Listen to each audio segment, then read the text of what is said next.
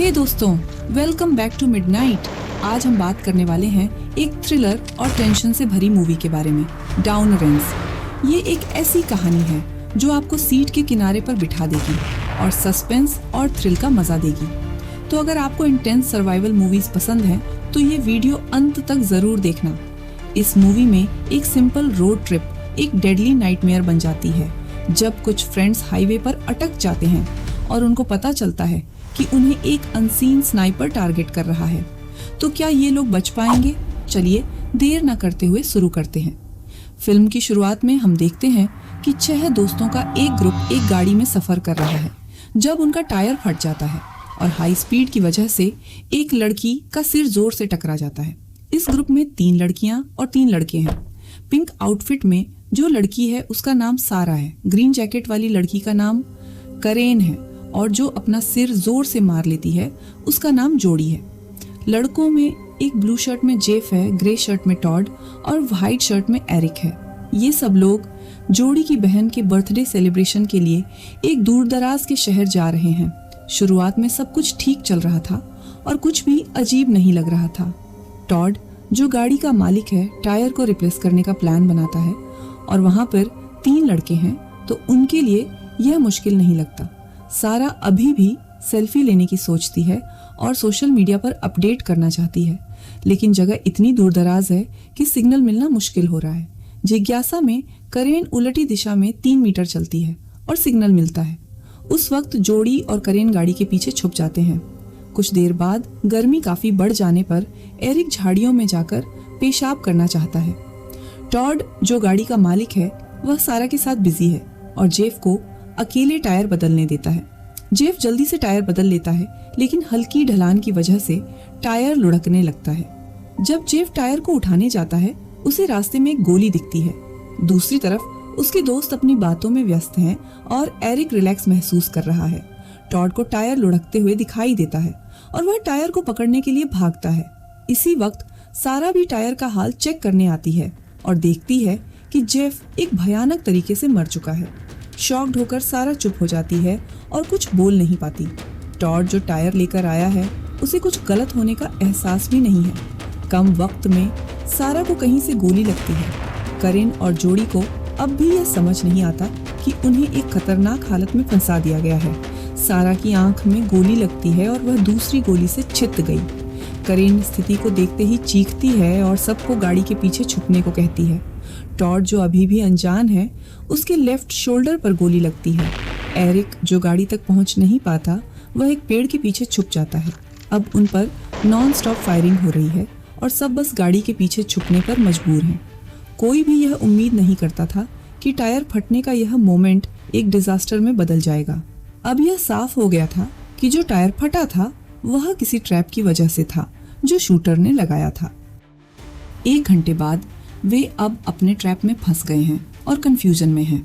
करेन जो military family से है मानती है कि शूटर ने साइलेंसर का इस्तेमाल किया है ताकि गोली की आवाज़ ज़्यादा न आए, और यह भी कि गाड़ी को न छेद पाने वाली गोली से समझ में आता है कि शूटर का डिस्टेंस काफ़ी दूर है।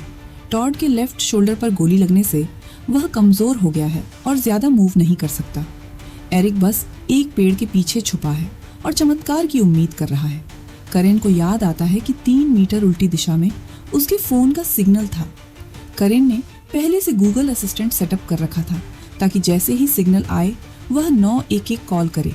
टॉड एक छड़ी लेकर अपना फ़ोन उस सिग्नल वाले एरिया की तरफ ले जाता है, लेकिन जैसे ही करेन चिल्लाती है कॉल करने के लिए, शूटर उसका फ़ोन भी शूट कर देता है।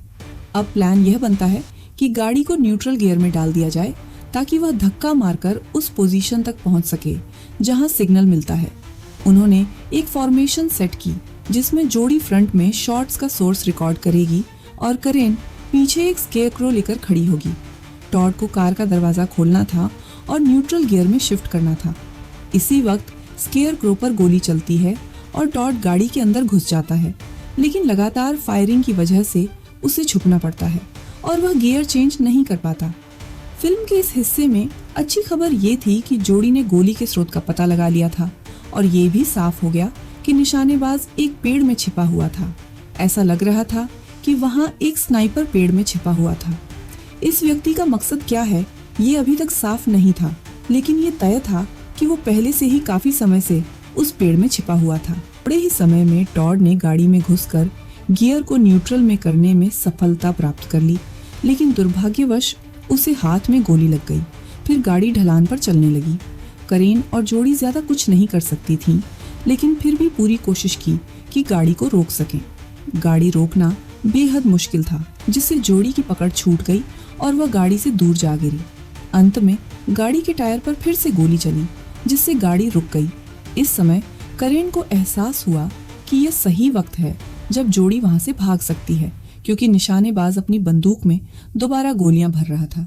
इसी समय एरिक ने अपनी जगह से भागने की कोशिश की, लेकिन उसे भी गोली लग गई। एरिक के पैरों पर गोली लगने के कारण वह अब कहीं और नहीं जा सकता था। हालांकि शूटर ने जानबूझकर एरिक को धीरे धीरे खून बहने के लिए छोड़ दिया था। 1 घंटे बाद टॉड को गाड़ी में पानी की बोतल दिखाई देती है। सभी बहुत प्यासे थे और ऐसे मुश्किल हालात में पानी को जितना संभव हो साझा करने की कोशिश की। एरिक, जो पानी की घूंट लेने ही वाला था, उसके हाथ में गोली लग जाती है और उसकी तकलीफ और बढ़ जाती है। इसी बीच ये लंबी दूरी से मार करने वाला साइकोपैथ भी एक इंसान था जो प्यासा और भूखा था। टॉड, जो अपनी गर्लफ्रेंड सारा का शव देखता है जिसे कौए खा रहे होते हैं, ये सहन नहीं कर पाता और सारा के पास जाने का निश्चय करता है। आश्चर्यजनक रूप से रहस्यमयी शूटर ने टॉड पर गोली नहीं चलाई। टॉड के पास इतना समय था कि वो अपनी गर्लफ्रेंड को चूम सके और उसका हाथ पकड़ सके। दूसरी ओर एरिक, जो मरने की स्थिति में था, उसके पास एक भेड़िया आता है और एरिक को पता होता है कि वह अब जिंदा नहीं बचेगा। टॉड, जो शूटर को चुनौती देता है, उसे दूर से एक कार गुजरती दिखाई देती है। दुर्भाग्य से टॉड पर गोली चल जाती है, जिससे भेड़िया एरिक को खाने के लिए छोड़ देता है। टॉड को अब सारा के शरीर के पास मरना पड़ता है। उसी समय कार का ड्राइवर करेन और जोड़ी को हाथ हिलाते हुए देखता है, लेकिन उसके हाथ पर गोली लग जाती है और गोली उसकी अंगूठी की उंगली से आर पार हो जाती है, जिससे खून हर तरफ फैल जाता है। फिर कार का नियंत्रण खो जाता है और वह टॉड की कार से टकरा जाती है, जिससे जेफ का शरीर गिर जाता है। इससे करेन और उसकी एकमात्र उम्मीद खत्म हो जाती है। कार चला रही महिला धीरे धीरे होश में आने लगती है, लेकिन कुछ ही देर में उसे भी शूटर की कई गोलियां लग जाती हैं। यहाँ हम देखते हैं कि एक आदमी अपनी बेटी को बचाने की कोशिश करता है। करेन और जोड़ी उसे कार के पीछे छिपने के लिए कहती हैं। ऐसे में करेन अपने पिता से 911 कॉल करने को कहती है, क्योंकि वह सिग्नल वाले एरिया में था। शूटर, जो पिता की स्थिति से अनजान था, कार की टंकी पर गोली चलाता है, जिससे अंततः कार में विस्फोट हो जाता है और पिता की सुरक्षा खत्म हो जाती है। पिता को जलती हुई कार के साथ मरना पड़ता है। सड़क के दूसरी ओर बेटी अब भी होश में है, लेकिन रहस्यमयी शूटर ने उसकी खोपड़ी पर गोली चला दी, जिससे उसका सिर फट गया। हर बीतते पल के साथ हालात और खराब होते जा रहे थे। करेन और जोड़ी बस मौत का नजारा देखती रह जाती हैं और सोच में डूबी रहती हैं कि इस लंबी दूरी के साइकोपैथ से कैसे बचा जाए। आखिरकार करेन एक योजना बनाती है कि रात होते ही उन्हें कदम उठाना होगा। करेन कहती है कि रात में धुआं उनकी मदद कर सकता है, क्योंकि रात के अंधेरे में निशानेबाज को दृश्यता में परेशानी होगी। जैसे ही रात होती है, करेन एक कट्टर के साथ तैयार हो जाती है और सीटों को फाड़ने का प्लान बनाती है। दूसरी तरफ जोड़ी ने एक बोतल में पेट्रोल भरा, एक बैग जिसमें कुछ कपड़े और ड्रिंक बॉक्स था, वह ले आती है। वह कपड़े का मास्क बनाती है और बोतल में पेट्रोल डालकर आग लगाने का प्लान बनाती है। अंत में कार में आग लग जाती है और धुआं फैलता है। धुएं के कारण शूटर की दृष्टि में परेशानी होती है। उसी समय करेन ने देखा कि एक पुलिस की गाड़ी उनकी तरफ आ रही थी, जिससे उन्हें पता चलता है कि उनके पिता की कॉल सफलतापूर्वक कनेक्ट हो गई थी। पुलिस के साथ 2 स्नाइपर भी आते हैं जो शूटर पर नजर रखते हैं। पुलिस मौके पर पहुंचते ही स्थिति को भांपते हुए राज्य पुलिस से अतिरिक्त सहायता का अनुरोध करती है। दुर्भाग्यवश एक गोली पुलिस के मुंह पर लगती है और वह ड्राइवर सीट पर गिर जाता है। उसी वक्त करेन को मौका मिलता है कि वह भाग जाए, लेकिन जोड़ी अपने डर के कारण भागने से मना कर देती है। अंततः करेन अकेले भागने की कोशिश करती है, लेकिन धुआं कम हो चुका था और उसे गोली लग जाती है, जिससे वह मौके पर ही मर जाती है। अब पुलिस, जो पहले 4 थे, केवल 2 ही बचे हैं। जोड़ी अब खुद को पुलिस की कार की ओर ले जाने का प्रयास करती है। उसी समय गोलीबारी शुरू हो जाती है और रहस्यमयी शूटर पुलिस से कहीं बेहतर साबित होता है। जोड़ी के पास अब कोई विकल्प नहीं था। उसने पुलिस की गाड़ी ली और उस पेड़ से टकराने का प्लान बनाया जहां शूटर छिपा हुआ था। उसने यह कर दिखाया और शूटर पेड़ से गिर पड़ा। जोड़ी तुरंत उठती है और गिरी हुई राइफल को उठाने की कोशिश करती है। इस दौरान शूटर अपनी रस्सी काटने की कोशिश करता है। जोड़ी की हिम्मत जवाब देने वाली थी।